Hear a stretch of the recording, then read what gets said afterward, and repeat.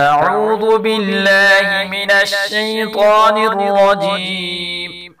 بسم الله الرحمن الرحيم. سيقول السفهاء من الناس ما ولاهم عن قبلتهم التي كانوا عليها قل لله المشرق والمغرب يهدي من يشاء إلى صراط مستقيم. وكذلك جعلناكم أمة وسطا لتكونوا شهداء على الناس ويكون الرسول عليكم شهيدا.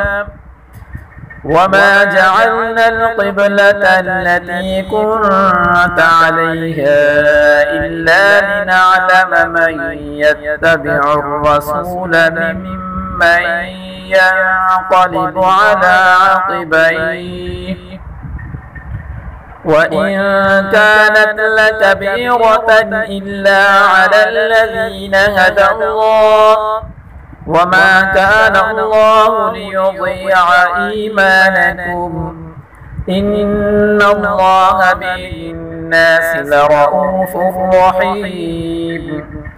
قد نرى تقلب وجهك في السماء فلنولينك قبلة ترضاها فول وجهك شطر المسجد الحرام وحيث ما كنتم فولوا وجوهكم شطره وإن الذين أوتوا الكتاب ليعلمون أنه الحق من ربهم وما الله بغافل عما يعملون.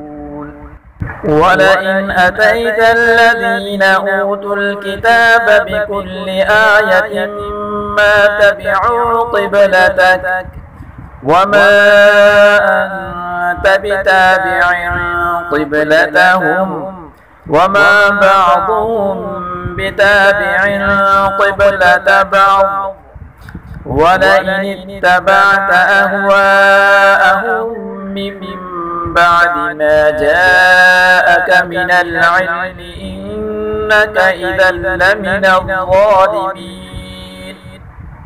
الذين آتيناهم الكتاب يعرفونه كما يعرفون أبناءهم وإن فريقا منهم ليكتمون الحق وهم يعلمون. الحق من ربك فلا تكونن من الممترين.